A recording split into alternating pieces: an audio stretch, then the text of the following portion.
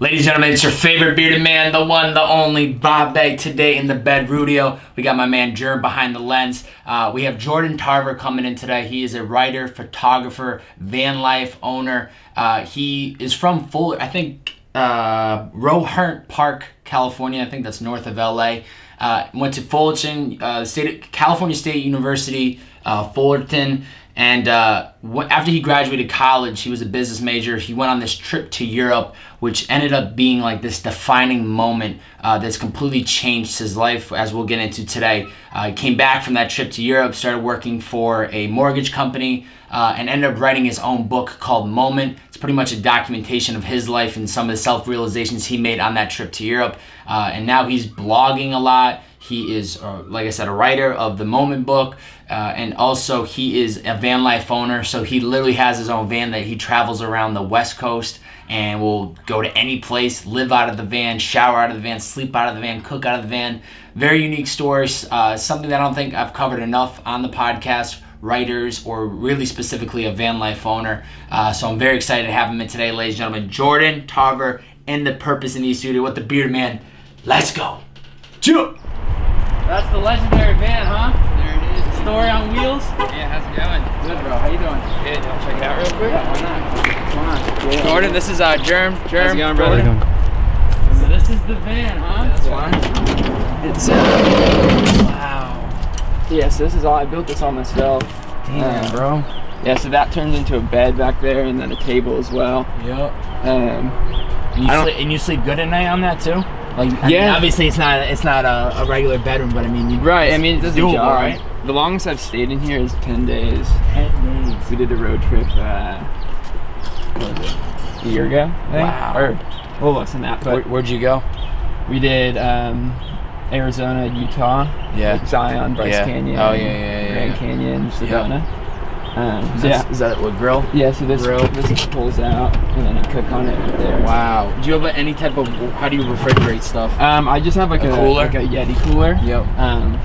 I find it works, especially for me. I'm usually only in here for like 4 days. That's like the average kind of trip. And then you could put up something up here, right? Yeah, I If you just want like extra space. for now. I just put my board in here just because I don't have much storage at my place in LA. Yeah.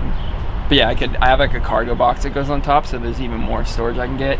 But then under these boxes over here, these open up, and so those are gear containers. Yeah, so you can store whatever you need. Yeah, in and then there. like you have more cabinets in here. This is like all the kitchen supplies, and then you have like all your plates and cups, and then just like this is kind of like a stuff cabinet. Dope. Yeah, so I You see the inside of that? Look at the, he's got the bed on the left. Dude, that's unreal. usually just leave it down because it's kind of easier to like pack. That's just so. I love the smell because you can still smell like the wood in it. I know, you I'm what used I to mean? it. That's what people say every time they I come love here it. or come in. I love It it. just smells normal to me. And for but- you ready to crack a beer. yeah, you never know. And then you used you also detached it too, but there's the other it's like a cylinder thing. That's what you shower out of. yeah. I just took it off for now.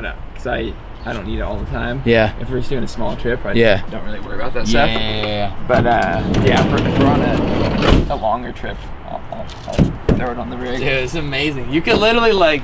The cool thing about this is you could be anywhere and just be like, yeah, I need to sleep, and just go in the back of your van no, and seriously. just I mean, pass and out. it's like tinted windows with curtains, and no one even knows you're in there. I mean, it looks like a work van. You ever from thought the about side. putting some like of your branding, just like Jordan No, Tarver? I kind of like it stealth because Yeah. that way, like, It's not.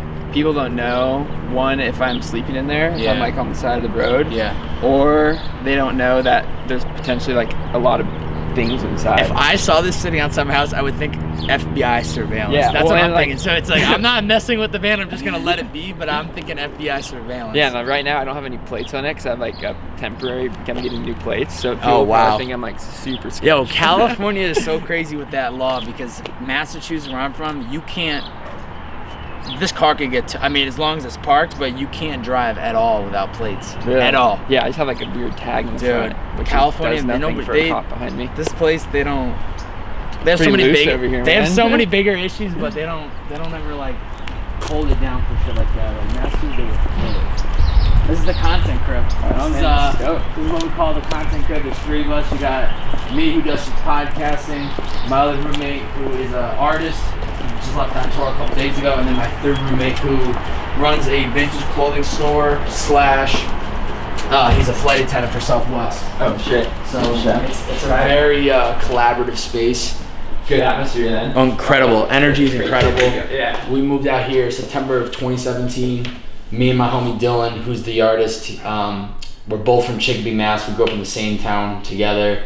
And then So you guys already knew each other? We already knew. Yeah, Oh, we grew up like 3 blocks over. For sure. So yeah, really, he's literally been in my life all of my life. And then our third roommate, who's sleeping right now, Steve, he went to college with Dylan for a year. So they connected. He dropped out to pursue his clothing career, which I'll show you over here. His clothing line, and then when we were moving out to LA, he was up in Oakland, and so he was trying to move down south, but he literally runs this entire business. Oh shit! So it's just vintage wear. So he'll go around all of LA, go to storages, and then he runs his entire clothing business online called 5 Star Vintage. So.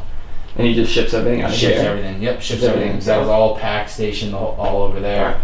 And then when he's flying around on Southwest, I'm like his shipper intern.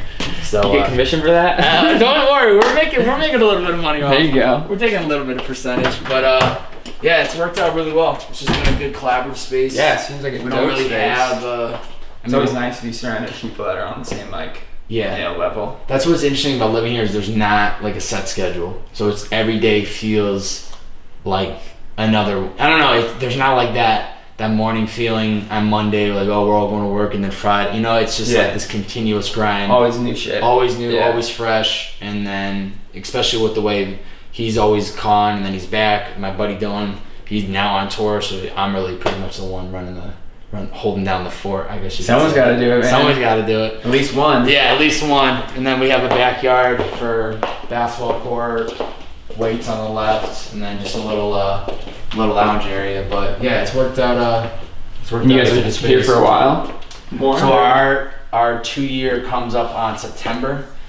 If it makes sense financially and we find a good spot, I would like to take this entire house and just move it to like the west side more.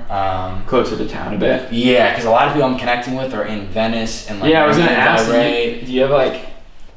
I mean, it's not that far, but it's not feasibly for some people if they're super busy. Yeah, has it been like? No, it hasn't been a problem yet. I've been able to like if I get somebody and they're interested in being on the podcast, we find a way to make it work. Yeah. And fortunately, being flexible with Uber, I'm just kind of like what works for you, and people will find a way. So I feel extremely thankful that people have been able to make the trek up here. But it would just help things just being in the right place at the right time, and like going to a coffee shop and I meet this person, or so it's got to financially make sense too, because I'm not gonna make us all move to a different part of town and it costs 2 times the rent. So it's kind of been a steal living here, and it's worked out great. It's a quiet neighborhood. We're out in the valley. We're deep, which kind of is a little hit or miss. But for a year and a half that we've been here, there's been no problems in the neighborhood. Seems really I literally think we're the only content creators of Sun Valley. So it's just been like a space of just like, it's good too, like a headspace, because there's not a lot of distractions out here. If I go to the grocery store, I go to a coffee shop, I'm not running to influencers or like, so it goes both ways. But I would like to see us get towards the west side if it lines up. Yeah, eventually. Hopefully. Yeah. Timing's always everything, right? Yeah, so it's worked out well. This is where the real, as they said, real shit goes. When they say MTV, you ever watch MTV? Yeah. Then? This is where the magic happens. You know what I'm saying? So this is the bed Rubio. First off, we have to acknowledge my man Louis House. He inspired me to start a podcast, and he DM'd me like 3 months ago, and now I'm a weirdo, and I had to print that and stick it to the wall as a reminder. But this is the bed Rubio, bedroom studio. Dope. Just literally shot 180 from here. These are all the past guests, artists, DJs, producers, entrepreneurs, vloggers, makeup artists, tour managers, just a wide range of different people. This past week, yesterday we're now at 122, and then over there. I was just listening to hers this morning. Carly Stein, yeah. She's based out of Venice. And then over here we have, it's called Groupisode. I've only done 3 since I started the first one, but I would love to do more. It's just bringing in like 3 people with similar interests or passions, and talking about that subject. So like the first one was me and 3 of my buddies that all moved out here to LA from Massachusetts. So we talk about the process of moving to LA. The second one was 3 artists that toured the nation together, talking about, taking that music career and turning it into like something. And then the third one was 3 guys in like the e-commerce world. Do you find those much different conversation? Yeah, because do you find them turning more into conversations rather than you directing questions? Oh, that's the benefit. I'm just there to moderate natural it. Stuff. So I'm just there to moderate it, and what's great is they're all previous guests of the podcast. So I start off all of those of like, hey, we got X, Y, and Z in here today. If you want to get to know their full story, check out episode 93, check out 54, and check out 32. This is what they do. Now let's get into it. First question, like if you were in here with 2 other writers, I'd be like, all right, guys, talk to me about like what even got you into writing in the first place, and then it just evolves into like because you're just if you have like-minded people in the same room, yes, it's gonna vibe. Exactly, guaranteed. and it's just much more of a flow. Whereas this is more of just, it's not Q&A, but it's really me just trying to pull out the story. But that's the benefit of doing that, is there's a lot more value that's created, and too, it's just a different style of content versus like the solo podcast, which has been cool. What I like a lot about some of these is it all seems like pretty natural. It's not like it's not like a Q&A is what I'm trying to say. It's pretty like, tell us your fucking story. Like, what did you do? Or what are you doing differently than you did 2 years ago? Yeah. That's definitely something I've tried to do is, I want that balance of like making it a conversation, but I also try to limit myself in expressing too much because it's about the guest. It's not always about me. But listening to a lot of other podcasts, I've just heard that, it's also a way for me to tell my story. So it's like I have to kind of put in my input. And it's just been an incredible thing. But that's one thing I've tried my best to just make it a very natural conversation. I don't want this to seem buttoned up. I don't want this to seem it seems like pretty free form. I mean, and you came across it, was it through Rory's? Yeah. Dope. Yeah. So I met Rory a month or 2 ago. Okay. We got connected over a DM. Fire. And then he invited me over, and I brought him my book, and we just talked for a bit about my book. Are you based in West LA? Are you in West Hollywood? Is that where you live? Yeah, West Hollywood. Okay. Yeah. And originally from Northern California. Yeah, I know that. I didn't know if right now that's because I knew you lived out here. I didn't know what part of West Hollywood. Okay. So I listened to his a while ago, and then I listened to a couple of Matt Como, Jacobs, and Jeremiah's. Dope, Jeremiah the GOAT. Yeah, dude. The GOAT. There he is. Damn, that's dope. That's cool that you got a chance to link up with Rory. Yeah, it was cool. I mean, it was super out of the blue. I wasn't even expecting anything, and he's just like, yeah, man, you want to come over tomorrow? I was like, sure. Why not? Let's talk about it. So I brought him a couple copies of my book, and we just shot the shit for like an hour. That's dope. Yeah, it was cool. That's cool, man. Awesome, man. Well, take a seat. We'll go through a couple things before we even get into any of the magic, and we'll create some fucking epic content today. Sick, man. Thanks for having me. Pleasure, man. Jordan, writer, photographer, storyteller, van life. Owner? Is that how you'd say Van Lifer? Van Lifer. Really, life was holding. Yeah. I had read that growing up, your fathers and your uncles were big with adventured vans. Oh, yeah, man. How early did you start to get the itch to travel with them? Well, so my dad and he has several siblings, but one of his siblings, my Uncle David, he was kind of the guy that instilled the van life into me. He always drove, the 1980s VW Westphalias. I would always want to see him when you come over for holidays and be like, yo, let's go check out your van, like, come on. Van life. I always just had this excitement for the outdoors. Is this trip to Europe because it's like a graduation treat? Are you interested in always traveling to Europe because, you move out of your apartment in Newport Beach, you fly to Europe by yourself? What's the motive? Well, first I wasn't going to go by myself. Let's start with that. Me and my homie were going to go. We'd been planning this just kind of like, because I knew I didn't want to get right into work, and my older brother and my older sister had both done their travels after they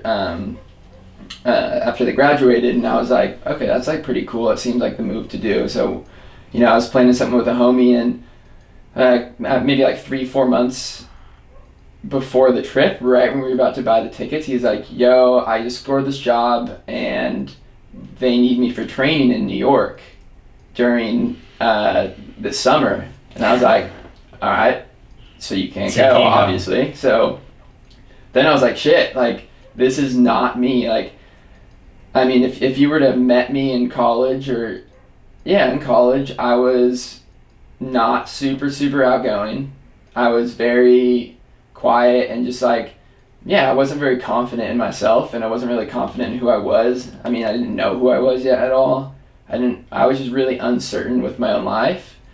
And so I started thinking about this trip, and I was like, dang, like this is like, I was pretty nervous to do this thing by myself. And my mom was like, you're gonna go by yourself? Like what? Like she was confused. Like it was just like not me for me to do this by myself. And then I started thinking on it more. I was like, I think this is like life, like throwing me a test. Like, do you want to change and grow into that individual you've always meant to be, or are you gonna, sit back and stay stagnant?